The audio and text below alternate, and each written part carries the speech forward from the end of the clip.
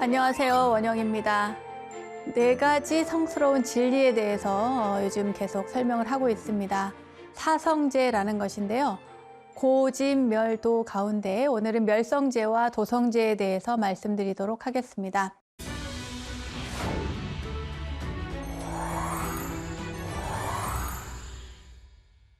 먼저 멸성제, 없앨 멸자를 씁니다. 멸성제의 멸이라는 것은 그냥 그대로 소멸을 이야기합니다. 어떤 것을 소멸시키느냐? 모든 욕망과 번뇌가 소멸했다고 하는 의미입니다. 마음을 하나로 모아 집중하고 자신을 괴롭히는 원인이 되는 모든 번뇌를 훅 하고 불어서 일시에 꺼버리면 고요하고 안온한 상태에 이르게 되는데, 괴로움이 없는 가장 이상적인 상태를 저희는 그렇게 열반이라고 보고 있습니다. 그리고 이러한 열반의 경지를 얻기 위해서는 고, 무상, 무아, 이것을 제대로 잘 있는 그대로 통찰해야 된다. 그러한 통찰을 통해서 탐진치와 집착을 벗어버리면 번뇌는 저절로 소멸이 된다. 번뇌를 소멸시키는 것이야말로 평온한 상태, 열반을 향한 지름길이다라는 것입니다. 그런데 사성제를 잘 살펴보면요, 순서가 좀 이상합니다. 고성제, 집성제, 멸성제, 도성제. 자, 보세요. 괴로움, 괴로움의 원인, 괴로움의 소멸, 그리고 소멸하는 방법. 이상하죠? 괴로움의 원인이 먼저 나오고, 그 다음에 괴로움이 나오고, 그 다음에 괴로움을 소멸시키는 방법이 나온 다음에 괴로움의 소멸이 나와야 되는데, 그렇지 않고 괴로움의 원인이 있고 뒤에 괴로운 현실이 나오지 않고 반대가 된 거예요. 괴로움을 소멸하는 그 방법보다 소멸의 상태가 먼저 나오는 것이죠. 약간 원인과 결과가 바뀌었습니다. 내가 괴로운 현실을 딱 느껴야만 이 괴로움의 원인을 찾아서 내가 해결해야겠다라고 생각을 하는 거죠. 또 멸성제가 먼저 나오는 것도, 예를 들어서 병에 걸렸을 때 우리가 그 병을 낫기 위해서 치료하고 약 먹고 재활하면 낫는다라고 하는 것을 잘 알 수가 있습니다. 어떤 육체적인 고통뿐만 아니라 마음의 병도 원인을 파악하고 번뇌를 제거하면 원래 평안한 상태로 돌아갈 수 있다. 그것이 바로 불교 교리의 가르침, 특히나 멸성제가 앞에 나오는 이유이고요. 멸성제는 아픔의 원인을 제거했을 때 도달할 수 있는 최고의 상태, 최적의 상태라는 것을 우리 보고 믿으라고 하는 겁니다. 도성제는 괴로움을 없애는 방법인데요. 사실 우리가 가장 중시해야 될 것은 이 괴로움을 없애는 방법, 길입니다. 열반의 상태, 멸성제로 가기 위한 방법, 이 방법에는 8가지가 있는데 그것을 우리는 팔정도라고 합니다. 정견, 정사유, 정어, 정업, 정명, 정정진, 정념, 정정. 이 팔정도를 실천을 해야만 우리는 열반에 도달할 수 있다는 거죠. 첫 번째, 바른 견해. 정견은 바르게 보는 것입니다. 바르게 보는 것은 모든 것의 기본이 됩니다. 사람도 다 이렇게 똑바로 봐야 되고요. 그리고 어떤 사물도 마찬가지고, 이 사회도, 관계도, 세상도 올바른 세계관과 올바른 인생관을 정립을 해서 지혜의 눈으로 세상을 볼 수 있어야 한다는 것입니다. 특히 불교에서는 고진멸도 사성제를 알고 잘 봐라. 고의 원인이 무엇인지 그걸 잘 살펴봐라. 그리고 어떻게 실천을 해야만 그 원인을 제거할 수 있는지를 알아야 된다. 그러니까 사성제를 알아야만 괴로움에서, 이 고통바다에서 벗어날 수 있다. 사람이든 세상이든 모든 것들을 제대로 있는 그대로의 사실을 꿰뚫어 보아야 한다라고 하는 것이 정견, 바른 견해입니다. 자, 두 번째, 정사유입니다. 바른 생각. 사성제에 대해서 꿰뚫어 알면 바른 생각이 일어나겠죠? 자연스럽게 악한 생각에서 멀어지게 됩니다. 바른 생각을 하는 것은. 근데 생각이 굉장히 중요합니다. 왜냐하면 좋은 생각을 해야, 또 바른 생각을 해야만 좋은 업이 쌓이기 때문이에요. 번뇌의 속박에서 벗어나려면 악의가 없어야 되고, 그를 위해서는 세상에 대한 통찰, 바르게 보는 것을 전제로 해서 바른 생각을 일으켜야 되는데, 이 생각이 얼마나 중요한지 제가 예를 하나 들어볼게요. 옛날에 중국에 그 황제가 있었는데, 이 세상이 보니까 뭐 이렇게 그 미신이 너무 많은 거예요, 사람들이. 그리고 점을 막 보고 꿈 해몽 같은 거를 굉장히 좋아하고, 이래서 황제가 성 안에서 가장 유명하다는 꿈 해몽가를 불렀습니다. 불러가지고 거짓 꿈 얘기를 합니다. 거짓말로. 그러니까 본인은 그런 꿈을 꾼 게 아니에요. 불러서 하는 이야기가 내가 간밤에 꿈을 꿨는데 그 궁에 이 기와가 날아가는 꿈을 꿨다. 이게 무슨 꿈인지 내가 잘 모르겠는데 네가 유명한 해몽가라고 하니 꿈을 해몽을 해다오 이렇게 이야기를 합니다. 그러니까 이 꿈 해몽가가 가만히 듣더니 하는 이야기가 이것은 궁에서 살인 사건이 일어날 꿈입니다. 여기 궁에서 사람이 죽어나갈 것입니다. 이렇게 이야기를 하는 거예요. 그러니까 갑자기 이 황제가 버럭하고 화를 냅니다. 무슨 소리냐 이러면서 응? 내 이럴 줄 알았다. 내가 사실은 너희의 그런 잘못된 생각을 바로잡기 위해서 내가 거짓으로 이러한 꿈 얘기를 했는데 꾸지도 않은 꿈 얘기를 네가 어떻게 해몽을 그렇게 하느냐 그랬어요. 그랬더니 갑자기 저 밖에서 내시가 폐하 하면서 들어온 거예요. 큰일 났습니다 하면서 들어오는 거예요.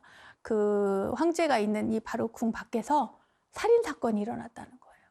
그러니까 이 황제가 너무 놀라요. 깜짝 놀래요. 놀라가지고 그 꿈 해몽가에게 아니 내가 꾸지도 않은 꿈 얘기를 네가 어떻게 해몽을 했냐 그러는 거예요.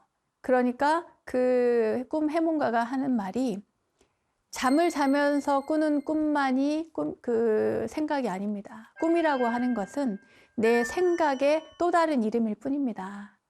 그러니까 내가 어떤 생각을 하느냐에 따라서 세상이 바뀌고, 그러니까 나쁜 생각을 하면 나쁜 일이 벌어지고 좋은 생각을 하면 좋은 일이 생긴다는 거죠. 그러니까 생각이 얼마나 중요한 겁니까? 우리가 살아가면서 좋은 생각을 이제 이끌어서 좋은 업을 쌓으려고 노력을 하는 데에는 꼭 필요하다. 정사유, 바른 생각을 하는 것, 이것이 굉장히 중요하다는 말씀을 드리도록 하겠습니다. 세 번째는 정어입니다. 자, 정견, 바르게 보고 정사유, 바른 생각을 했어요. 자, 바르게 보고 바른 생각을 했으면 바른 말이 나오는 건 당연합니다. 부처님은 거짓을 일삼으면 버려지게 된다 그랬어요. 거울에 이렇게 비추어 보듯이 항상 자신을 거듭거듭 비추어 보면서 그 다음에 말을 해라. 우리가 보면은 이제 생각 없이 말하는 경우 되게 많잖아요. 생각 없이 말하는 그것이 습관화되면 안 되고요. 저는 그렇습니다. 말을 할 때 제가 하는 이야기를 제 귀로 들으면서 이야기를 하면 그것이 굉장히 도움이 되더라고요. 생각은 못하더라도 내가 무슨 말을 하는가 내 스스로 내 귀를 통해서 들으면서 하면 언어 습관을 고치는 데 굉장히 도움이 됩니다. 네 번째는 정업입니다. 바른 행위죠. 정업. 그러면은 말로써 표현이 됐으면 그 다음에 행위를 하는 겁니다. 몸으로 짓는 업을 맑게 하라는 거예요. 우리가 남을 해치거나 도둑질하거나 하는 것을 해서는 안 되겠죠. 나아가서 그러니까 해치는 것에 머물지 말고 사람을 소중히 여기고 또 생명을 소중히 여기고 도둑질하지 않고 주지 않는 것을 함부로 갖지 않고 조금 더 확대해서 생각을 해보면 내가 누군가에게 너무나 지나친 이윤을 얻었다. 내가 얻어서는 안 되는 이익까지도 내가 얻으면 이건 도둑질에 해당이 된다. 크게 보면 그렇게 생각을 하면 좀 더 다른 사람에 대해서도 어떤 상도덕에 맞게 할 수 있는 그런 것 같습니다. 또한 옳지 않은 상대와의 관계, 또 뭐 그릇된 방법으로 어떤 관계를 이어가는 것은 바람직하지 않다. 육체적인 부분에 대한 이야기입니다. 그 다음에 다섯 번째는 정명입니다. 바른 생활 수단을 이야기하는데요. 이것은 바른 직업을 가지라는 겁니다. 잘못된 방법으로 생계를 유지하지 말라.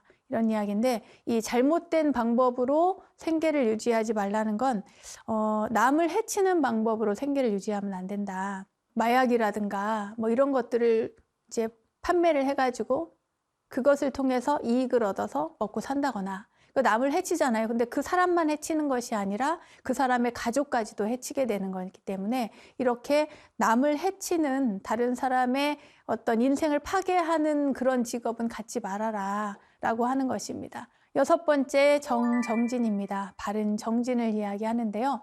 이것은 나쁜 생각이 일어나지 않도록 부지런히 노력하는 것을 말합니다. 정진을 하다 보면 싫다는 생각도 또 덜어는 일어나고 그만하고 싶다는 생각도 드러나고 망상도 막 생기고요. 나에게든 남에게든 해로운 일이라는 것은 좀 멀리하고 선업을 쌓도록 부지런히 노력을 해야 된다는 얘기입니다. 예를 하나 들어보도록 하겠습니다. 옛날에 어떤 아주 부유한 그 부잣집 남자가 있었는데요. 이 사람이 욕심이 굉장히 많았어요. 근데 건넌 마을에 가서 보니까 누가 새로 이사 와서 집을 지었는데 엄청 멋진 3층 누각을 지은 거예요. 그게 마음에 들어서 돌아와가지고 목수를 불렀어요. 목수에게 하는 이야기가 나는 그 누각보다 조금 더 멋있는 누각을 나도 갖고 싶다. 그러니까 그 누각을 지어달라고 그래요. 3층짜리를. 그래가지고 여러분 집을 지으려면 어떻게 합니까? 제일 먼저 땅을 고르겠죠. 땅을 고르는 작업을 막 합니다. 하는데 몇 날 며칠을 기다려도 목수가 누각은 안 짓고 계속 땅을 고르고 있는 거예요. 그래서 왜 땅을 그렇게 고르냐? 나 다 필요 없다. 저 누각만 있으면 된다. 3층짜리. 그러니까 이 사람이 밑에를 기초공사를 해야죠. 그래야지 그 다음에 하죠. 그랬더니 아니 기초공사 하지 말고 그럼 이제 또 며칠 지나니까 이 사람이 이제 기둥을 세울 거 아니에요? 기둥을 세우고 막 하는데 아니 그거 말고 기둥 말고 나 저 3층짜리 누각만 있으면 된다 그래요. 그러니까 이게 얼마나 어리석은 이야기입니까?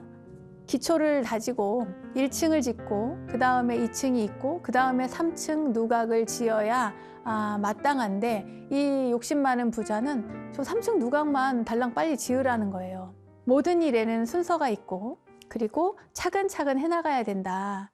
모든 일이 단숨에 어느 날 뚝딱하고 열반을 얻거나 뚝딱하고 깨달음을 얻거나 이러지 않는다는 거예요. 부지런히 끊임없이 선업을 쌓고 부지런히 정진을 해야만 그래야만 내가 원하는 것을 이룰 수 있다. 이 이야기를 말씀드리고자 이런 설화를 얘기했습니다. 7번째는 정념입니다. 바른 마음 챙김인데요.